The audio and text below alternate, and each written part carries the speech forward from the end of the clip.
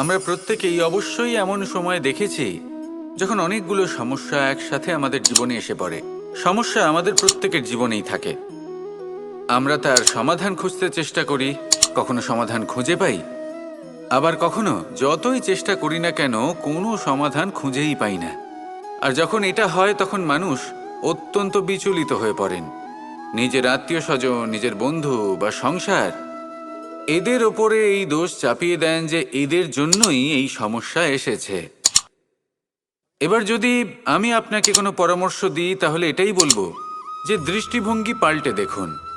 এই দৃষ্টিভঙ্গি দিয়ে দেখুন যে এই সংসারে যে সমস্যায় আসুক না কেন তার জন্য কেউ দোষী নয়, না আপনি না অন্য কেউ। এই পুরো খেলাটাই আপনার মানসিকতা, আপনার দৃষ্টিভঙ্গির, আপনার মনের। কিভাবে বোঝাচ্ছি? যখন আমাদের মন শক্ত থাকে তখন কঠিন থেকে কঠিনতর পরিস্থিতিও আমাদের জীবনে খুব বেশি হলে প্রতিস্পর্ধা হয়ে থেকে যায়।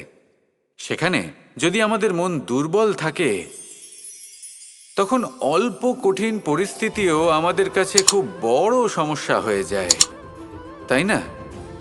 একটা শক্ত মন কঠিন পরিস্থিতিকে প্রতিস্পর্ধা হিসেবে দেখে আর তার মধ্যেও একটা সুযোগ খুঁজে নেয়। আমাদের শুধু এটাই করতে হবে। এই সংসারে অন্য কাউকে দোষী মনে করলে আপনার সমস্যা দূর হয়ে যাবে না। সেই জন্য এই সংসারকে দোষ দেওয়ার বদলে এই সমস্যার মূলে চলে যান, সেটাকে বুঝুন, নিজের এই মনকে শক্ত করে তুলুন। যদি আপনার মন শক্তিশালী হয় তাহলে এই সংসারে অনেক বড় বড় কঠিন থেকে কঠিনতর পরিস্থিতিও যদি আসে, আপনার জীবনে যতই বড় বড় সমস্যা আসুক না কেন আপনার লক্ষ্য লাভে বাধা দিতে পারবে না। আসুন আমার সাথে ভালোবেসে বলুন, রাধা রাধা। পাপ এবং পুণ্য, এই দুই হলো সংসারের এমন দুই বিন্দু যাকে কেন্দ্র করে এই সংসারের চক্র ঘুরতে থাকে। আমরা যদি কোনো কর্ম বিচার করি, হয় পুণ্য নয় পাপের দৃষ্টিভঙ্গি দিয়ে, এটা হয় পুণ্য না হলে পাপ। কিন্তু এই পাপ এবং পুণ্য এই দুই নির্ভর করে প্রত্যেক মানুষের ওপর, তার চিন্তাধারা, তার পরিস্থিতির ওপর। ধরুন এমন একজন মানুষ যিনি অনেক দিন ধরে বনে পথ হারিয়েছেন, অনেক দিন হয়তো উনি কোনো খাবার খাননি। এবার এমন পরিস্থিতি চলে এসছে যে এবার যদি উনি খাবার না খান তাহলে হয়তো জীবিতই থাকবেন না।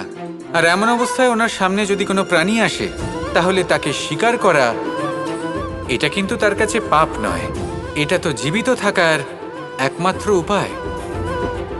এটা তার কাছে পুণ্যসম। আর যদি আমি এমন একজন ব্যক্তির কথা বলি যিনি সরল, যিনি একটি সুখী, শান্ত, সুরক্ষিত জীবনযাপন করছেন, তার কাছে কিন্তু এটা পাপ। এইরকমই এই সংসারে ভিন্ন ভিন্ন পরিভাষা আছে পাপ এবং পুণ্যের।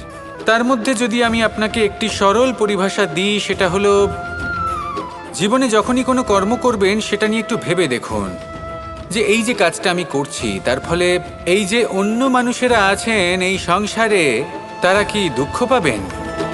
যদি তারা দুঃখ পান তাহলে সেটা পাপ।